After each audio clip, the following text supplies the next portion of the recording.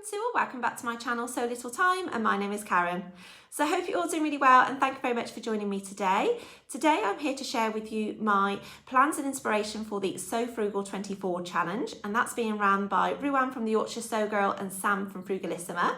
It's in its 4th year, and I am part of the vlog hop tour that's currently taking place here on YouTube, and I am sharing my day here with Hoodie Handmade. Yesterday you would have heard from Sew Do It Emma and from my Superpower. Tomorrow you will hear from Stitch, Hem, Sew and from Mary Sews. So the premise of this challenge then is to make a frugal make using a free sewing pattern that is readily available for everybody and using some fabric from your stash. So like I say, it is in its 4th year, and I have participated in this for 4 years running now, and every year they have generously been sponsored by various different companies where they have gifted and donated various different prizes, and this year it has gone crazy. There are so many wonderful prizes available, so to get your hands on some of these prizes you need to enter your make on Instagram on the 31st of March, which is the reveal date, by tagging in both Ruan and Sam and using the hashtag SewFrugal24. If you've got any whips in the meantime that you want to share on Instagram, then if you use the hashtag SewFrugal24 WIP, just so it doesn't sort of get stuffed in with all of the reveal. So before I get stuck into what I am planning to make and the inspiration that I'd like to share with you today, I thought I would share with you the previous makes that I've made for the previous Sew Frugal challenges. So the first one was where they said to go and find a free dress pattern. So I actually made 2 dresses for that particular year. The first one I'm sharing here is the Welcome to the Jungle shirt dress pattern that was designed by Julia at Bobbins and Buttons. And it was readily available at the time in a sewing magazine, and the instructions you could get hold of on the Love Sewing magazine website. Unfortunately, it doesn't seem that this is now available anymore. And the version that you're seeing here of the one that I made is actually quite a heavily hacked version of the initial pattern. It did have a very big pleat in the back, which I completely took out because there was just too much fabric in the dress for me and it swamped me. So I ended up streamlining the dress quite a lot. And I have to say that although it was quite a challenge in making that particular shirt dress because I altered it quite a lot, it does actually get a lot of wear during the summer every year since making that. So it was a really good one to make. The second dress that I made that year was off the fabricsstore.com website, and this one is still available, and it's the Noor wrap dress. Now that particular website uses linen fabrics for the majority of their makes, but I ended up using a cotton poplin for my dress, and I also took out the sleeves completely, so I just made it sleeveless. That dress again gets a lot of wear still, so I absolutely love how that turned out. It is quite a full skirted pattern where you've got quite a lot of fabric to gather into the skirt. And I do really like that actually. It gives it a really 50s style vibe to it, and I enjoy wearing that in the summer, probably more so for going to events and things. Then the following year they opened it up to enable you to use any free sewing pattern that was available to you really, so there was lots and lots of choice. And so I ended up making the Paddington top from the Peppermint magazine website. Now the Peppermint magazine website, they do now ask for donations if you like to purchase the patterns. You still can get them for free, but I think they would prefer you to make a donation, so it's entirely up to you if you do go down that route or not. But I made the Paddington top, and this was actually a pattern that I ended up giving away, the finished make should I say, rather than the pattern. I gave it away to my neighbour just because I really didn't like how this looked on me. I found the sleeves were just really not my style. And I just didn't really want to see it go to waste, so now my neighbour gets lots of wear out of it, so at least it wasn't wasted. But yeah, it was actually a really nice sew, that one. It's quite a boxy top with a button down back, but those sleeves are quite lantern style and they just really weren't for me. Then I made the Vera Venus 1950s style dress, which I came across on the Sew Different Patterns website. Now that was actually made, I think she made it and she linked where she got the pattern from, which was from the Vera Venus website. Unfortunately, that website is no longer. If you click on the link on the Sew Different Patterns website where she has actually blogged about that make, it takes you to a completely different website, I think for like a holiday. So it's not even available, unfortunately. But it was a really, really nice dress to sew. And I used a scuba fabric from my stash, which I think was given to me from a friend. And that still get lots of wear as well. In actual fact, I wore it for my mum's 70th birthday party last year. And I, really love that dress. I love the style of the neckline on it. I love the colour of the fabric that I used. It's a very comfortable dress because I made it out of scuba. So I did omit the zip out of the back of that. So it is a shame that that pattern isn't available anymore because it was a really, really nice one. However, that did only come in one size, as I recall. And obviously, because I've made it in a scuba fabric, it was a little bit more forgiving in the fact that I could, make it over a couple of sizes, I suppose. So then the year after that, I made, again, another 2 garments, and I made the Life Sew Savory jumpsuit pattern, which I think is actually more of a dungaree style pattern because it reminds me very much of the Waves and Wild Heyday dungarees, and I absolutely love these dungarees. They are in high rotation all the time in my wardrobe. I used a cotton twill fabric, I believe, that I had, which has got a little bit of stretch in it, so I can just pull them on and off, and they're really, really comfy. I did just make a very small alteration to that to take it in at the sides and to make the area around here slightly smaller because it was gaping quite a lot, so I literally just took it in and whipped off the excess fabric. But yeah, I really enjoy wearing those, and they get worn so much. Then I made the Paulie Peter Pan collar blouse, which was off Tiana's Closet website. That is still available on that website as well. But what I will say is when I was actually looking through the website this time around, I haven't found the website as user-friendly as I previously did. In actual fact, I had to Google Tiana's Closet free patterns to enable me to get to the free pattern of the website rather than looking at all the blog details that she's got on there of various different tutorials and things. So on the menu, that it didn't actually state free patterns. I don't know if anybody else has come across that as well. Yeah, so that was the makes then that I did for the previous Sew Frugal challenges, and like I say, only one got given away, and all of the rest of them I do wear on a regular basis, so that's really nice. So you can see that the free patterns are very wearable out there for you. So my actual plan that I'm deciding to make isn't initially what I thought I was going to go ahead and make. I initially looked at free skirt patterns, but looking at the fabrics that I had in my stash, I didn't really have anything that was available to be sewn into a skirt because a lot of my cotton fabrics I have lined up for other projects. So obviously I wanted to make sure that I was going to use something from my stash in line with the rules for this challenge. So I've decided to make something completely different, but I thought I would share with you the skirt patterns that I came across, which I would like to make in the future to incorporate into my wardrobe. So the first one that I came across was the flat fronted skirt, which was on the Heather Handmade website, and I'll insert photos as I'm talking about the patterns. And that looks really easy. So it's got an elasticated waist at the back, and then it's flat on the front, and then it's just a gathered type of skirt, and you can obviously make that as to any length that you wanted to.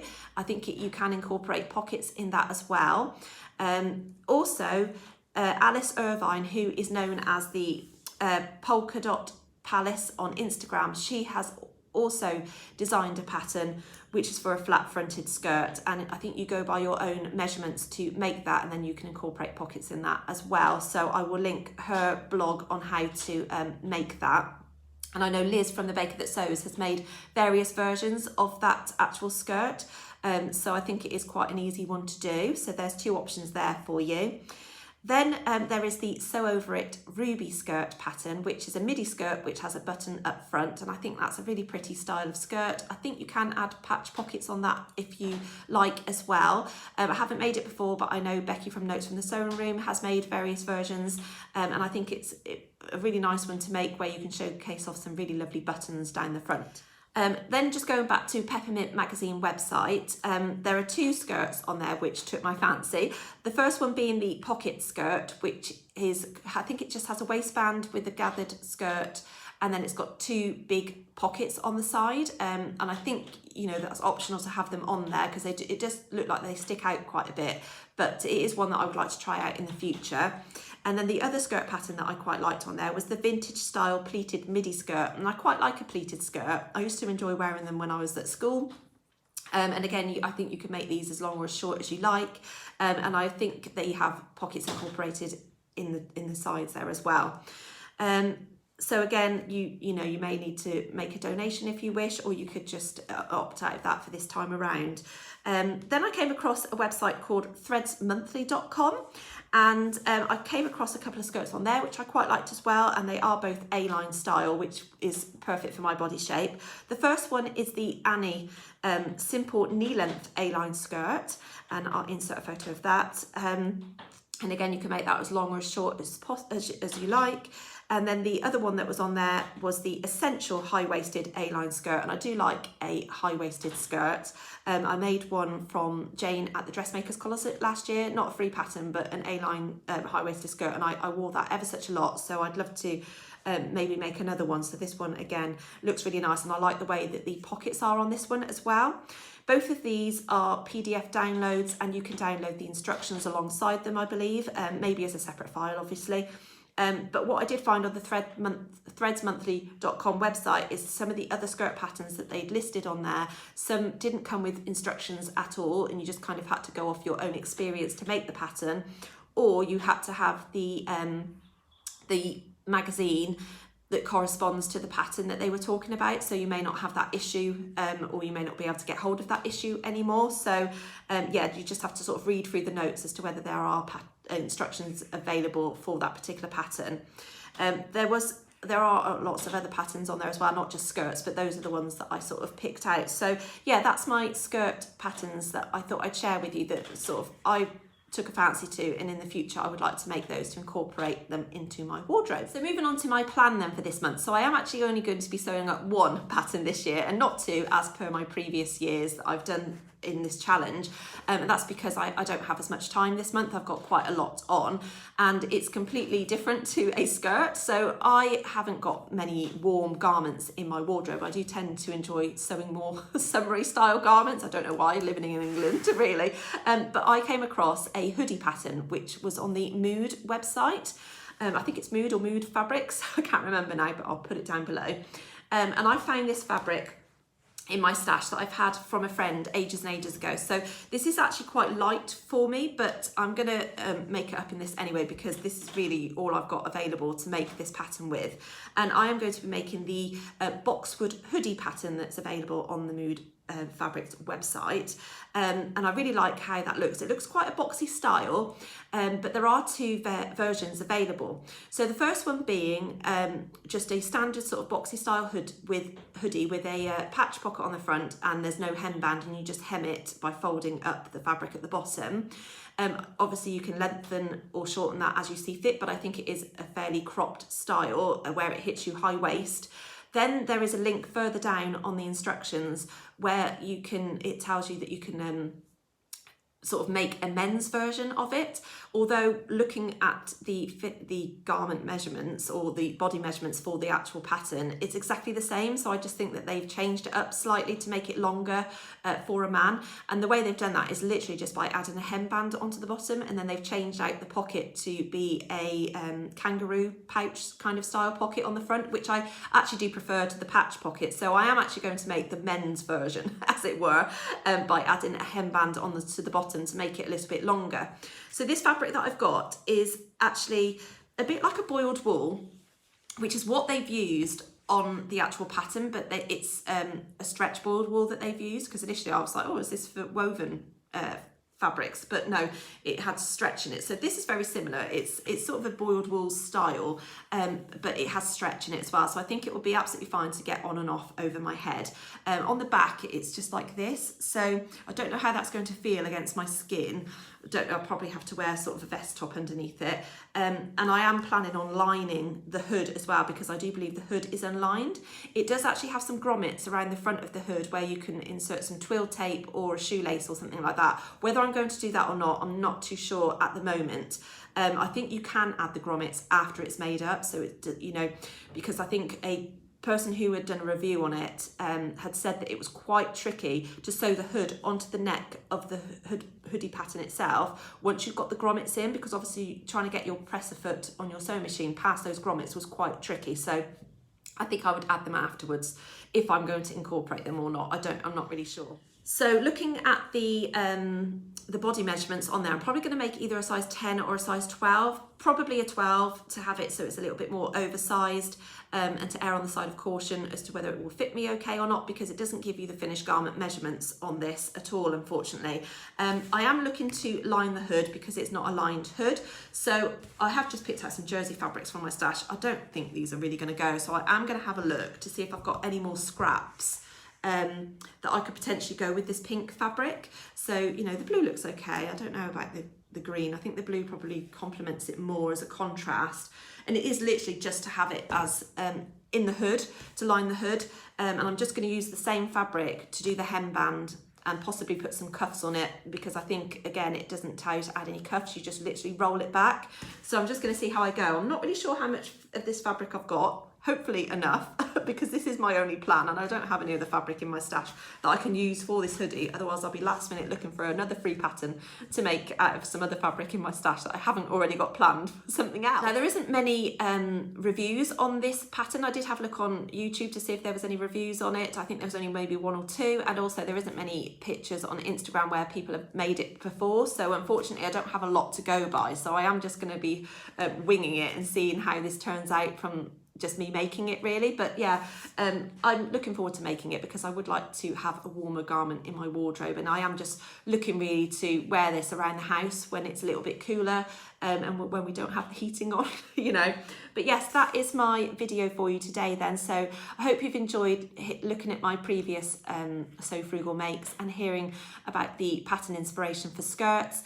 And I'm going to be excited to share with you my finished make, hopefully in a couple of weeks' time. So thank you very much for watching. Please do give this video a like if you have enjoyed it, and also subscribe if you've not already done so. That would be lovely. And I shall see you all again soon. Take care. Bye.